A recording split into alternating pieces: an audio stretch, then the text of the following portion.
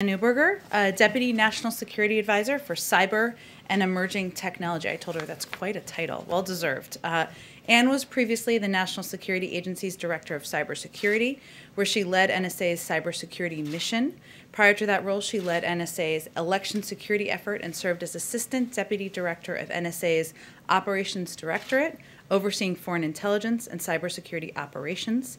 She also previously served as NSA's first Chief Risk Officer, as Director of NSA's Commercial Solutions Center, as Director of Enduring Security Framework Cybersecurity Public-Private Partnership, as the Navy's Deputy Chief Management Officer, and as a White House Fellow. She is going to provide all of you an update on the administration's work related to solar winds. And she's willing to take a couple of questions. As usual, I will play the bad cop. Well, come on over, Anne, when you're ready. Good afternoon. It's great to be here with you today. So I'll give an update across our SolarWinds work. What happened? How did it happen? And what are we doing about it? So first, what happened? Hackers launched a broad and indiscriminate effort to compromise the network management software used by both government and the private sector. The intelligence community is looking at who is responsible. Until that study is complete, I'll use the language we previously used, which was to say an advanced persistent threat actor, likely of Russian origin, was responsible. As of today, 9 federal agencies and about 100 private sector companies were compromised. As you know, roughly 18,000 entities downloaded the malicious update, so the scale of potential access far exceeded the number of known compromises. Many of the private sector compromises are technology companies, including networks of companies whose products could be used to launch additional intrusions. So why does this matter? Why is this significant? The techniques that were used lead us to believe that any files or emails on a compromised network were likely to be compromised. The scope and scale of our investigation is underway, and we look forward to providing you future updates in the future.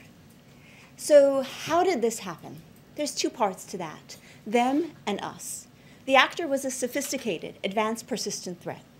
Advanced, because the level of knowledge they showed about the technology and the way they compromised it truly was sophisticated.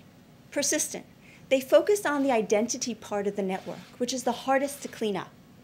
And threat, the scope and scale to networks, to information, makes this more than an isolated case of espionage. And then us. There's a lack of domestic visibility. So as a country, we choose to have both privacy and security. So the intelligence community largely has no visibility into private sector networks. The hackers launched the hack from inside the United States, which further made it difficult for the US government to observe their activity. Even within federal networks, a culture and authorities inhibit visibility, which is something we need to address. I want to take a moment to thank the public and private sector network defenders who've been working very hard to find and expel these adversaries from both government and private sector networks. So finally, and most significantly, what are we going to do about it? 3 things. First, finding and expelling the adversary. Second, building back better to modernize federal defenses and reduce the risk of this happening again. And finally, potential response options to the perpetrators. So first, finding and expelling the adversary. We're coordinating the interagency response from the National Security Council. I was on the Hill last week, had Hill discussions this week, and will be on the Hill next week as well. We're working closely with daily conversations with our private sector partners. They have visibility and technology that is key to understanding the scope and scale of compromise. There are legal barriers and disincentives to the private sector sharing information with the government that is something we need to overcome. And then finally, this is challenging. This is a sophisticated actor who did their best to hide their tracks. We believe it took them months to plan and execute this compromise. It'll take us some time to uncover this layer by layer. Second, building back better to modernize federal defenses. We're absolutely committed to reducing the risk this happens again. If you can't see a network, you can't defend a network. And federal networks, cybersecurity, need investment and more of an integrated approach to detect and block such threats. We're also working on close to about a dozen things, likely 8 will pass. They'll be part of an upcoming executive action to address the gaps we've identified in our review of this incident. And finally, in terms of response to the perpetrator, discussions are underway. I know some of you will want to know what kind of options are being contemplated. What I will share with you is how I frame this in my own mind. This isn't the only case of malicious cyber activity of likely Russian origin, either for us or for our allies and partners. So as we contemplate future response options, we're considering holistically what those activities were. I look forward to coming back and keeping you posted as we continue identifying the scope and scale and continue our execution. And thank you so much for your time. Does anyone have any questions? Go ahead, Phil. Thanks, Anne, for doing this. Just to 30,000 footage, do you have a time frame in terms of how long this investigation will take? And then obviously you're not going to lay out specific details of what you will do in response, but do you have a timeline on the response as well as a tag to whenever the investigation ends, or how are you guys thinking through that? So most importantly, as we're looking at what caused the SolarWinds, we're also executing the 3 things I talked about. We're working to expel the adversary, we're working to build those networks and improve the cybersecurity of federal networks, and we're also carefully thinking through how we respond. So the investigation, as I noted, because of the sophistication, it's taking us layer by layer, but we're working at the same pace to ensure we lock down networks and really think through how to ensure this doesn't happen again in the future. And do you have a timeline? I understand it's complicated, but how long it would take to go layer by layer and really understand the scope? I think we're estimating several months, but as I said, literally, day by day, hour by hour, we're making progress in understanding it. Mary? As you look at the scope and the scale of this, do you have a price tag or a sense of a price tag that could begin to account the total cost of damage to the U.S. government from this compromise? It's a really interesting question. There's 2 parts, right? One is it's really highlighted the investments we need to make in cybersecurity to have the visibility to block these attacks in the future. And then the second is the scale of the information that was potentially compromised and the impact of how that information could be used in the hands of a malicious actor. So there's certainly a cost with regard to dollars. It's also a cost with regard to national security, and we're bounding and understanding both. And there's been some discussion that entire networks could have to be scrapped and rebuilt essentially from the ground up. I know you don't want to get into specifics of a timeline, but are we talking about years potentially to try and secure some of these networks going forward? We certainly don't have years. It's wise when planning in cybersecurity to consider the worst case, particularly when you're dealing with such a sophisticated attacker in that way. So we know we don't have years, and the remediation, the fix and cleanup work is underway already. And we'll be doing it in a careful way to ensure that we lock down layer by layer. But we know it's going to be a lot shorter than that. But, and what have we specifically learned about this attack in terms of kind of the data that was stolen and agencies that were impacted? We know the number, but what kind of communications were really impacted by this hack? Good question. One of the things we've done from the White House is do a coordinated set of questions to assess that and pull that piece together. It varies agency by agency, and certainly there is national security impact, and that is what we're looking to consider, both how we manage the risk of that and how we address it for the future. And do we have any understanding of kind of the motive that drove this attack? I mean, based on the assessment that you've had, what were the hackers really trying to go after? I mean, any particular agency out of the 9 that you found that they were going after? Certainly, as we look at the agencies, there are a number of those of high foreign intelligence interest to a foreign government. So we know that was certainly one goal. But as I noted earlier, when there is a compromise of this scope and scale, both across government and across the U.S. technology sector to lead to follow-on intrusions, it is more than a single incident of espionage. It's fundamentally of concern for the ability for this to become disruptive. Go ahead. You had your hand raised for a while. Since it's involved both government agencies and the private sector as well, how much are you able to share with the private sector as far as what may have been compromised on their end and what they can do maybe to prevent this from happening again? In the U.S. government, in the United States, the way we're structured, public-private partnership has to be a core part of national cyber defense. So there's active sharing going on in both directions. Government sharing its insights with private sector entities, both who have been compromised and those who have broader visibility, and private sector entities sharing their insights to ensure we can together scope and scale what occurred. Maybe one more question? Go ahead. Do you believe you'll find additional U.S. agencies and private companies that have been hacked, or is this the final number? And have you ruled out data deletion or manipulation? So due to the sophistication of the techniques that were used, we believe we're in the beginning stages of understanding the scope and scale, and we may find additional compromises, particularly given the technology companies that were compromised. And no, we have not ruled out potential additional activity, but we're very focused on carefully taking this step by step to understand the broad implications. Thank you, Anne, so much. And we, of course, would love to have you back anytime. I'm sure the group would Thank say. you all. Thank you again. Okay, just a couple of additional updates for all of you. Today, President Biden will meet with labor leaders to thank them for their role representing workers and supporting a strong American middle class, and to discuss the importance of passing the American Rescue Plan, which will not only help contain the pandemic and deliver immediate economic relief, but will also create jobs, including good union jobs. Today, our COVID response team also announced critical steps to expand testing in the United States, a critical piece of turning the tide of the pandemic and protecting our public health. Today, they have announced that the federal government will invest $1.6 billion, already allocated funds, but in 3 areas. And this includes $650 million to support testing in schools and underserved communities. HHS will use these funds to create regional coordinating centers that will partner with labs to leverage their underutilized testing capacity. These coordinating centers will help match lab capacity with demand from schools, congregate settings, like homeless shelters or other underserved populations. Almost $200 million will go to increase genomic sequencing. This surge in funding will result in a 3-fold increase in the CDC's genomic sequencing capacity to get us to 25,000 samples a week. This will help us identify variants sooner, which is obviously important and pivotal at this point in time. And $815 million will go to manufacture critical testing supplies on things like filter pipette tips, nitrocellulose used in antigen tests, and specialized injection molded plastics needed to house testing regions.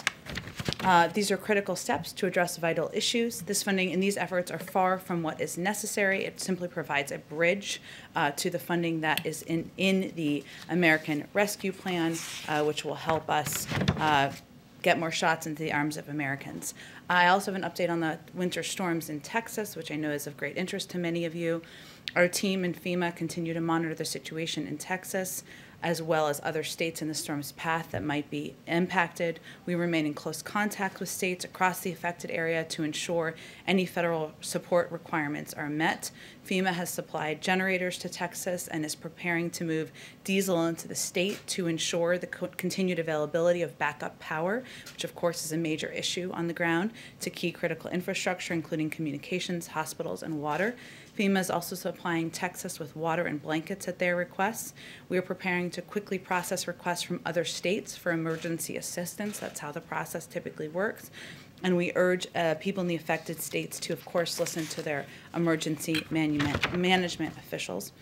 Final updates. Ahead of the meeting this afternoon, the President is taking several steps to expand high-quality, registered apprenticeships to reward work, rebuild the middle class, and connect a diverse workforce to family-supporting living wage jobs. Specifically, today he is endorsing Congressman Scott's National Apprenticeship Act, which the House estimates will create nearly 1 million new apprenticeship opportunities and help ensure women and workers of color benefit. He's reinstating the long-standing National Advisory Committee on Apprenticeships, which will bring the voice of unions, employers, community colleges, and other institutions to expanding and improving the registered apprenticeship programs. And that he is signing an executive order that reverses Trump's executive order, former President Trump's executive order, which spurred the creation of industry-recognized apprenticeship programs. These programs lack quality standards and threaten to undermine the registered apprenticeship programs that have been the pathway to middle class for decades. I said that was the last. I have one more thing. Also today, the President nominated Jennifer Abruzzo as General Counsel of the National Labor Relations Board. And many of you have been following the changeover of leadership there. Having spent more than 20 years working for the NLRB, Abruzzo will bring with her deep experience and knowledge of the NLRB's role and will be an important partner in building a strong and more resilient and more inclusive economy that delivers every American a fair return for their work. With that, a couple things at the top. Go ahead. Thanks. I had a couple of questions, Sure. sort of follow-ups from yesterday Okay. and this morning on two different issues. First, on getting the 5 days a week school. The Vice President this morning, I believe, said it's a priority to get vaccinations for teachers. Can you get to 5 days a week without vaccinations? Does the President believe that teachers need to be vaccinated before they go back to school?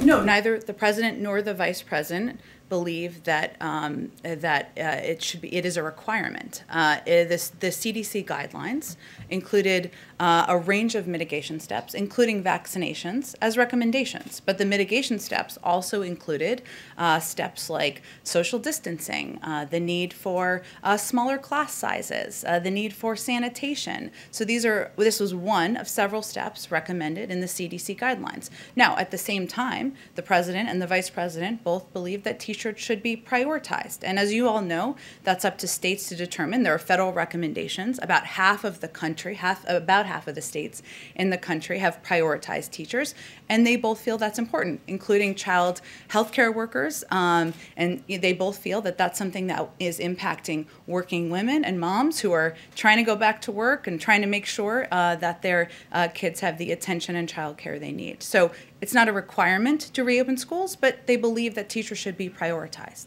And on the impact, particularly to women, you just mentioned, and also the idea of getting to that 7 million number that the president talked about yesterday, that if you pass the plan, you can get all the estimates that say you can get 7 million jobs back this year. Yeah. Can you do that without getting back to 5 days of school? How do women go back to work without having their kids full-time in school? Well, I will say one of the reasons that the president has put $130 billion of funding in his American Rescue Plan is because he knows that schools across the country need funding to satisfy some of the mitigation steps that are recommended in the CDC guidelines. I talked with him about this morning, and his concern, as you have raised, that this is deeply impacting women. We're seeing that statistically with every week and every month of jobs numbers. We've seen it anecdotally, and his concern is about the impact, of course, on working women today, but also on how it will bring us back in the years ahead. Because if there are fewer women who are in the workplace, there are fewer women climbing the corporate ladder, there are fewer women who are getting law degrees, getting doctorates, and that has a long-term impact. So you're right that, or I should say, what I'm taking from your question is, can we get this done if we don't have funding, if we don't have the different components? When he announced his goal of opening the majority of schools, he made clear we need to have funding, because many schools will tell you across the country they were waiting for the CDC guidelines. They want to know how to do it safely, but they need the funding to hire more teachers. They need more bus drivers. They need the ability to implement the mitigation steps that are going to work for their school districts. Just one last thing from last night. President Biden said no one should go to jail for a drug offense. What did he mean by that? Well, anyone who had the pleasure of journeying around the country with him before COVID and then during COVID when it was happening remotely, he talked again and again on the campaign trail about eliminating mandatory minimums and making sure that people suffering from addiction aren't incarcerated for drug use alone, but instead are sent to treatment. That's reflected in the plan he put forward on the campaign, and that's his goal as president. And of course, we're 4 weeks in, so there's a lot more policy work to be done. But that is a commitment and a policy proposal or policy commitment he talked about on the campaign trail. Go ahead. Hi, thank you. Just a couple of follow-ups again from last night. Sure. The president mentioned that China will face repercussions for human rights abuses against Uyghurs and in Hong Kong and Taiwan, etc.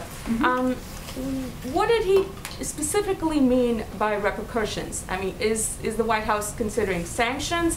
Or even under Trump, there was a lot of Chinese companies that were added to an economic blacklist. Is that likely to continue as you evaluate your options How are you thinking in terms of repercussions? Well, what the president, the full context of his comments was also about how during his conversation with President Xi, he talked about the values of the United States, and that the fact is that even when you are communicating with another world leader and you're having a tough conversation, we can't. Our values and our priorities, whether it's human rights as it relates to the Uyghurs and what they have suffered through, or the freedom of press or media, they can't take a back seat. And so the context of his comments were that those are issues he's going to continue to raise. As it relates to our policy toward China, we are not in a rush. We are focused on communicating and working with our partners and allies around the world. The president has had a number of conversations, as you know, with Europeans. He will continue conversations with world leaders in the weeks ahead. But beyond that, there's an ongoing policy process, and I don't have anything to preview for you today. So Jen, just in terms of the existing restrictions that were put under the previous administration, are they likely to continue as you sort of, take your time and sort of have a measured response to this? Well, I didn't call it a measured response. What I conveyed was that our process is to ensure that we are strengthening our economy at home. We want to come to our approach to China, to that relationship, from a position of strength. That is something the president and his national security team are doing. He is also going to communicate. We see our relationship with China as one focused around competition. He is also going to focus on working with our partners and allies around the world, in Europe and in Asia. I don't have anything to preview for you in terms of additional policy steps, other than to convey for you broadly that's our approach. And when he was answering the question at the town hall, he was reiterating his view that as president, and his commitment, I should say, that he is not going to miss an opportunity to restate his values and our values as a country. Go ahead. Oh, I can come back to you, but go ahead. On the issue of teachers, you're making it clear that a vaccination isn't a must, as the CDC recommends, but that you hope that states prioritize this. Mm-hmm. Is this administration sharing that message with teachers? Has the president been reiterating that with governors, urging them to put teachers at the front of the line? The president, absolutely. It's something he said at a nationally televised town hall meeting last night, and something that he will continue to communicate at every opportunity. And, I think what I was conveying, just for full clarity, is that it's a recommendation. It's one of many mitigation steps, but the CDC guidelines are guidelines. They're not requirements. But at the same time, the president and the vice president believe that teachers should be prioritized, and in many states they already are. But you do agree with the guidelines. You do agree with the CDC recommendation that vaccinations are not a must for teachers. That it is one of mitigation, a number of mitigation steps that should be taken by schools to keep things safe. Now, it's important to also reiterate, and when I talked to the president this morning, he conveyed this again, that we need money. These school districts need money to deliver on these guidelines. And when his Secretary of Education is confirmed, hopefully next week, I'll knock on some wood, then he will be leading this effort. This will be his #1 priority, is working with these school districts to safely reopen as quickly as possible. And the timeline for widespread vaccine availability keeps getting pushed back. Originally, it seemed we were eyeing sometime in the spring. Now, the president last night said the end of July. So when do we expect that there will be enough doses for everyone who wants a vaccine to be able to get one? Well, the president actually announced, I know we've been putting out a lot of COVID news, I realize that, almost every day. The president actually announced last week, or we announced last week, that he would be purchasing, that the federal government would be purchasing enough doses to vaccinate 300 million Americans. So he reiterated that last night. We will get the last shipment of those doses the end of July. By the end of May, we will have about 400 million doses. So at that point, once we have 400 million doses, there will certainly be a larger swath of people who will be eligible, who will be able to get access to the vaccine. But in terms of when every American who wants a vaccine who can get a vaccine, we will have enough doses by the end of July, and those have already been ordered from Pfizer and Moderna. And just one more question on the question of when we get some semblance of normalcy. Mm-hmm. That timeline also seems to be shifting. Dr. Fauci had said a sense of normalcy maybe in the fall. That's when you might be able to go to theaters, go to sporting events, still with masks, of course. Now it seems that's being slid to early next year. The president said maybe around Christmas. What's going on here? When do we think we will get back to some taste of normalcy? Well, this is the question, as I'm sure is the case for all of you, that every neighbor, every friend, every family member asks, at least me in the street when I'm walking my dog in the morning. We want to be straight with the American public, though. We are not in a place where we can predict exactly when everybody will feel normal again. And there are a number of reasons. One is, even though we will have enough doses for every person in this country, as you all know, because we've talked about it in here, vaccine hesitancy remains a challenge.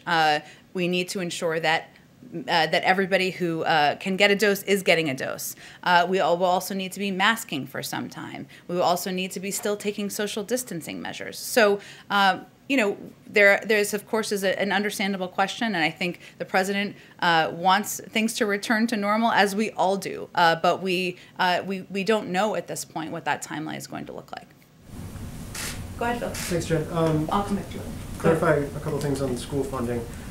Are the goals as they're laid out right now for reopening entirely contingent on having the $130 billion, or are those goals to reopen a majority of schools by the end of 100 days based on not having that money, and that money will only serve to turbocharge things?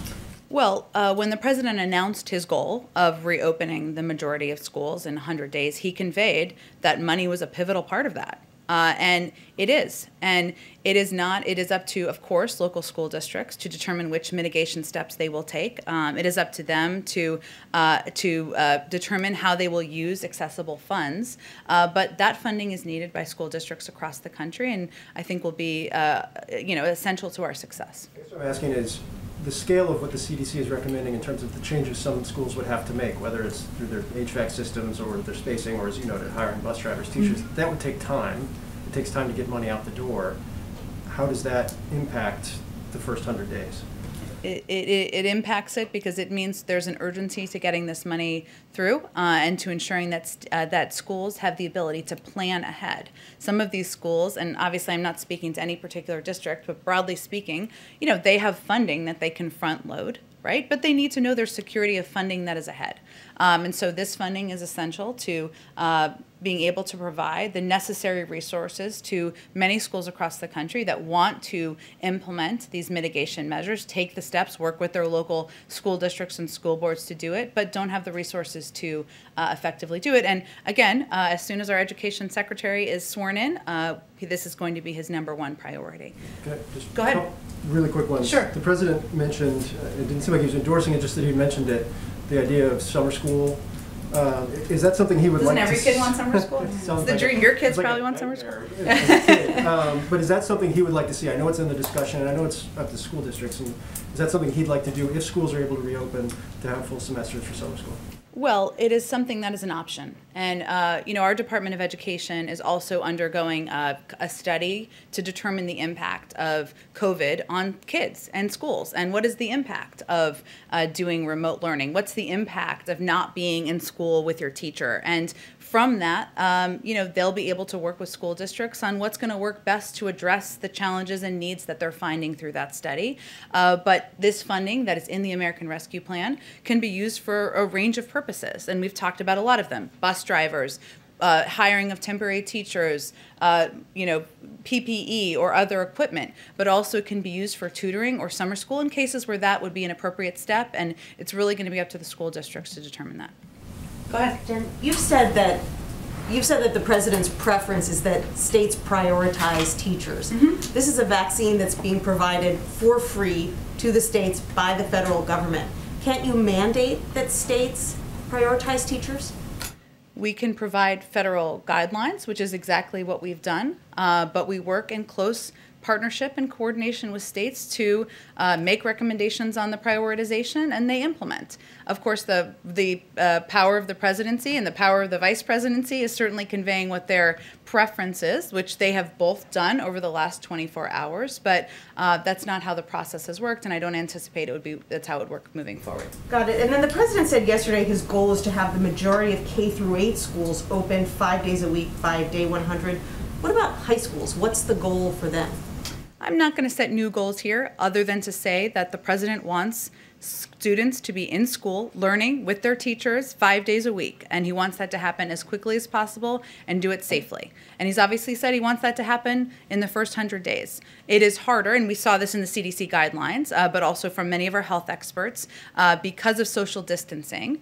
It is more challenging with older students than it is with younger students. And that, of course, it has to be a factor and something that I'm sure school districts will consider. But they're also suffering more, aren't they? Well, again, there's a study that our Department of Education is undergoing to acquire data, to make a determination about recommendations on how to address the impacts. We'll let them speak to that. But I think we can all see anecdotally, of course, what the impact is on older students. We want students to be back in the classroom, but we want to do it safely. And the President's committed to doing that. And then finally, you said previously that the goal was to have the majority of K-8 schools open at least one day a week in the first 100 days. Last night, President Biden called that a mistake in communication. He wants them open 5 days a week.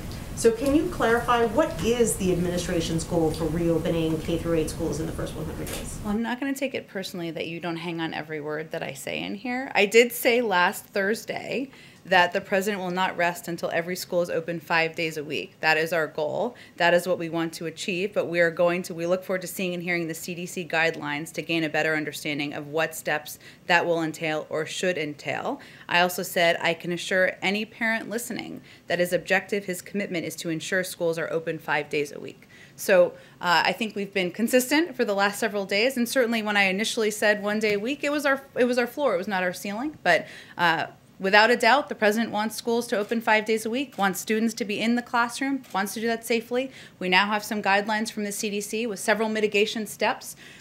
We'll have to work. We need funding to do that. That is a pivotal piece of it. Many school districts need funding. They don't have it.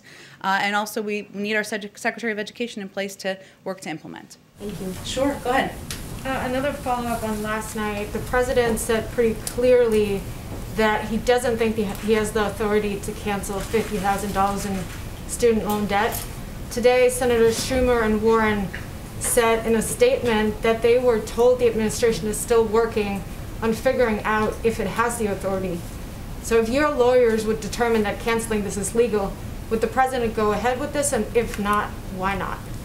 Well, first, on last night's town hall, for those of you who didn't see the whole thing, he was reiterating his previously stated position, which is he doesn't favor $50,000 in student loan relief without limitation. And he used some examples of the types of schools or when it should be reimbursed or refunded. He said previously that relief above $10,000 should be targeted based on the borrower's income, based on the kind of debt in question, public schools versus private schools, graduate schools versus undergraduate. Obviously, there's a lot of considerations at play. What the President has told Senators Schumer and Warren is that once his team is in place at the Justice Department, and they are not, of course, they're not confirmed at this point, he will ask them to conduct a legal review of his authority to act by executive action in conjunction with a policy review from his Domestic Policy Council on how executive action debt relief, if any, should be targeted. So obviously that's a review that would need to take place. There's a legal consideration there, as I think everybody agrees. There's a policy consideration, and once that's concluded, he'll decide the path forward. So he hasn't yet ruled it out if all of these ifs and buts are still in place, and obviously you need your team in place and the review to take place. That's right. There needs to be a team at the Justice Department to make a recommendation on his legal authority. And obviously the domestic policy team is in place, but they would be a part of that conversation certainly as well. And in the meantime, if Congress moves forward and sends him a package that provides $10,000 of student debt relief, he'd be eager to sign that. So there are several levers here, and he's looking forward to that process moving forward. Go ahead. Oh, you go ahead. Yeah. Sorry, I know it's like my pointing is kind of all over the place. The President during the campaign supported the study reparations, the committee to study reparations. There was a House Judiciary Committee hearing today. Does the President support the legislation? He stopped short of saying that during the campaign. Would he sign that if it came to his desk?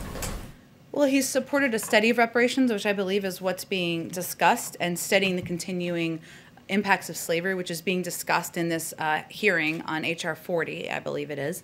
And he continues to demonstrate his commitment to take comprehensive action to address the systemic racism that persists today. Obviously, that is having that study is a part of that, but he has signed an executive order on his first day, which would begin to deliver on his commitment to having an across government approach to addressing racial inequality and making sure equity is a part of his entire policy agenda. But he certainly would support a study of reparations. We understands that we don't need a study to take action right now on systemic racism, so he wants to take actions within his own government in the meantime. Would he support the bill? Because you're talking about the study, but if the bill came to his desk, would he sign it? Well, it's working its way through Congress. He'd certainly support a study, but we'll see what happens through the legislative process. Just last question on that. The president has signed quite a few executive actions. Mm-hmm. Why not on this issue create a commission and by executive order?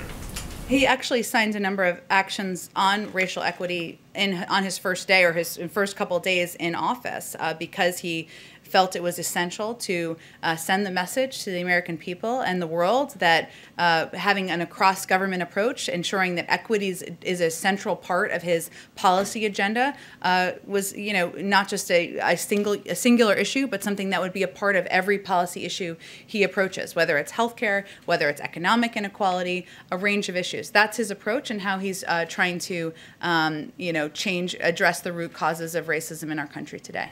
But he doesn't support a reparations executive order. He won't sign them. Again, it would be up to him. He has executive order authority. He would certainly support a study, and we'll see where Congress moves on that issue. Go ahead. Just again, you're getting a lot of follow-ups from last night, and one more. The president spoke. I welcome it. Go ahead. The president spoke about minimum wage last night and reiterated his support for $15 an hour. And at the same time, he also tried to explain sort of a gradual rollout, and he spoke about 12, 13. We appreciate the clarification your office put out this morning about what that would look like. I'm just trying to get a better understanding of whether the White House will still insist that $15 go into the bill, the COVID relief bill now, and if that is not happening, what is the path forward? Is it the House legislation talking about $15 by October 2025? Is that what the White House will support if this doesn't happen? What is it looking like? Well, we're in the middle of the legislative process for the American Rescue Plan, and we fully recognize, as does the president, having served in the Senate for 36 years, that his bill that he proposed that included a $15 minimum wage increase, included many other key components, may not look exactly the same on the other end when it comes out of the sausage making machine. But he put it in there, a raise of the minimum wage, because he feels it's important, it's a priority, and that men and women who are working hard, who are living making an honest living, shouldn't be living at the poverty level. We will let that process see itself through. It's not even to the Senate yet, and it will move its way through the Senate process and hopefully soon, but I'm not going to get ahead of the process in Congress. So you're still optimistic, Jen, that $15 will make it into this package and will become a reality? We'll see. It's up to members of Congress to determine what the final package looks like. It's a priority to the president. That's why he put it in the package. But he also, and I appreciate you referencing,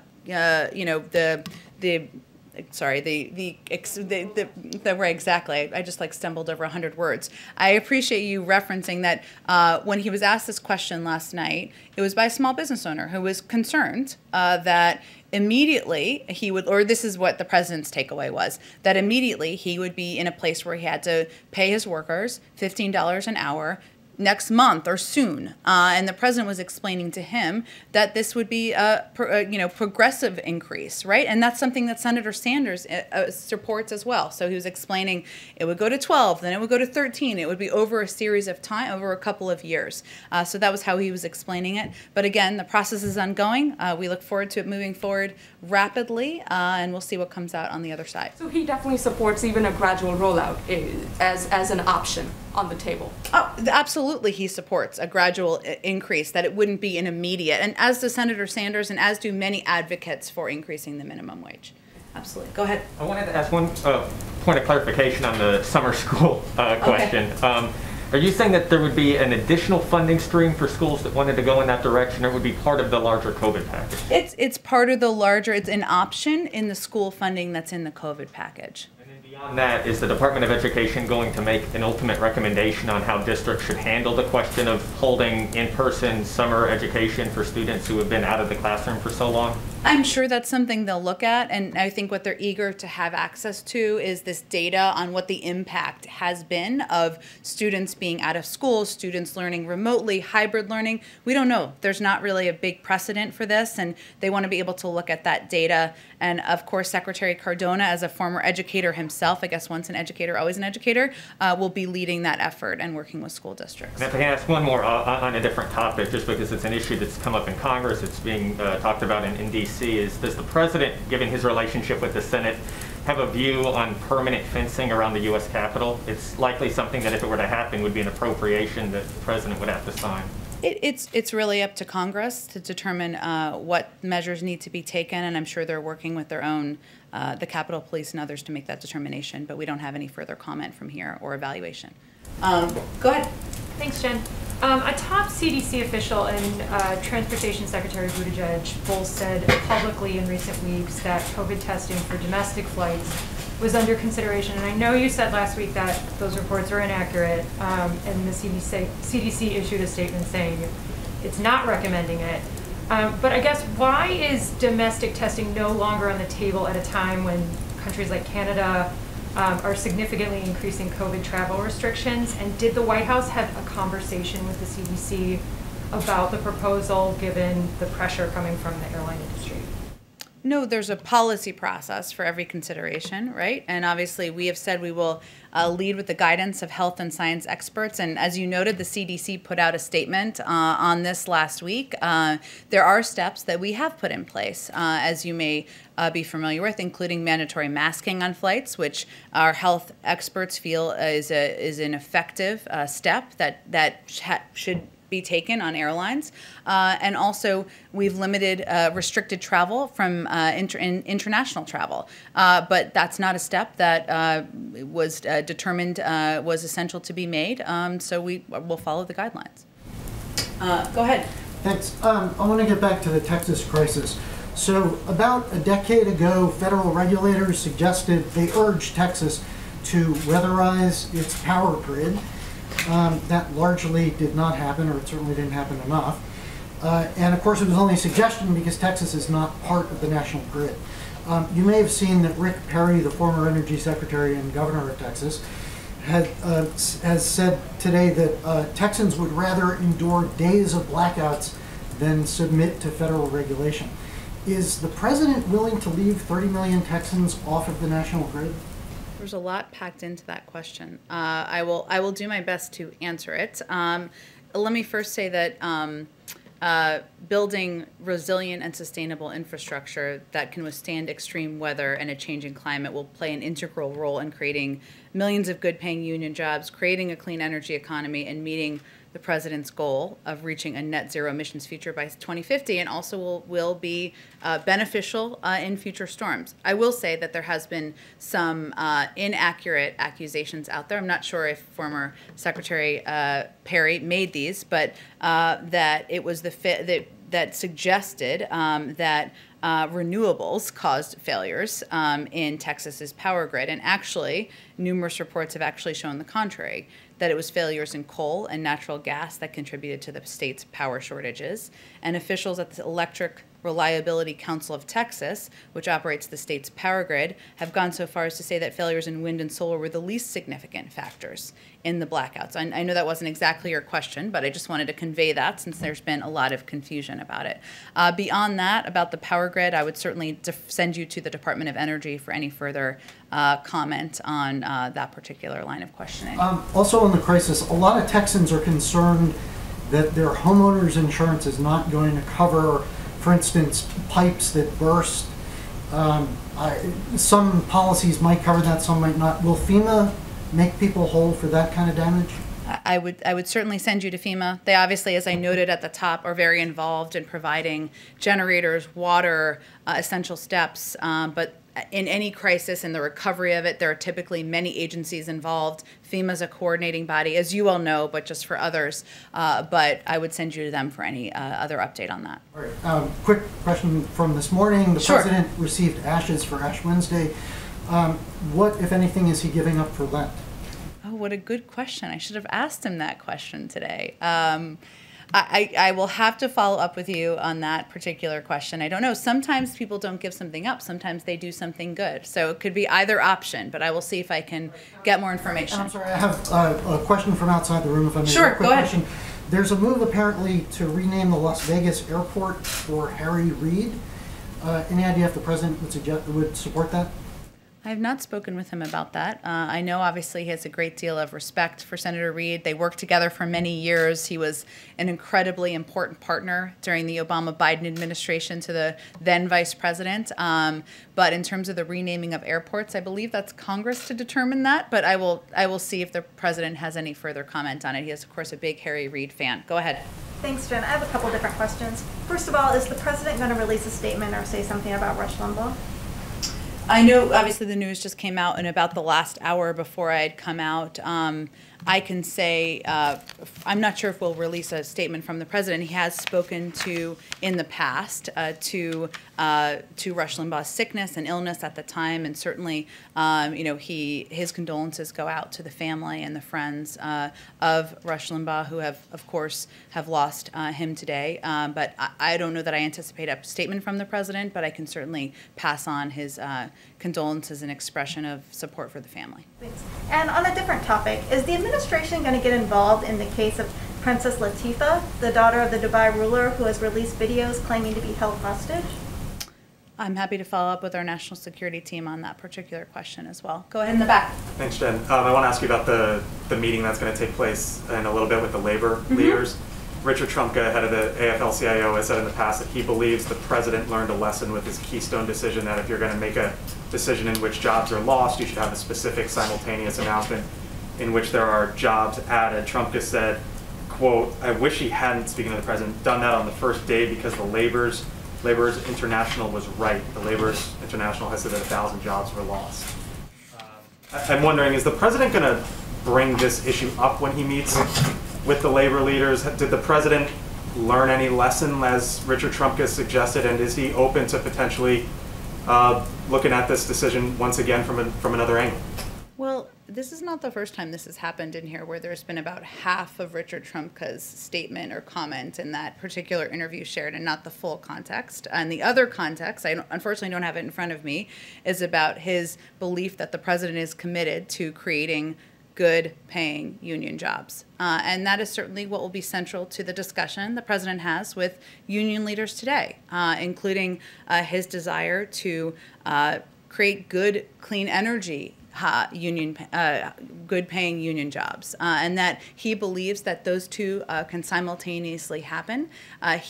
When he put out his clean energy plan last year, he had union leaders and environmentalists at the same table agreeing to the path forward. And he has a extensive record on this particular issue. I will say, since you gave me the opportunity, prior to COVID-19, the Bureau of Labor and Statistics reported that two of the fastest growing jobs were in the wind turbine and solar industries, and that's just the start.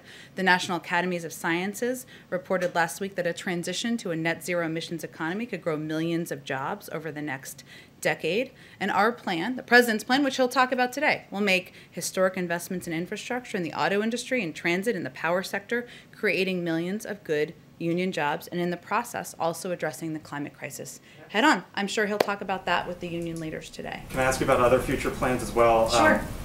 You said yesterday, quote, "We haven't yet determined what the next priority forward would be, but he," meaning the President, "is engaging with his policy team." Earlier this month, when the President met in the Oval with House Democrats, he said, quote, "I can hardly wait to sit down with Peter DeFazio to work on infrastructure. This is the next big piece." So I'm wondering... He is excited about infrastructure, and I'm sure he will be talking about it today. But is it indeed the next big piece, or is the administration trying to figure out what the next big piece will be?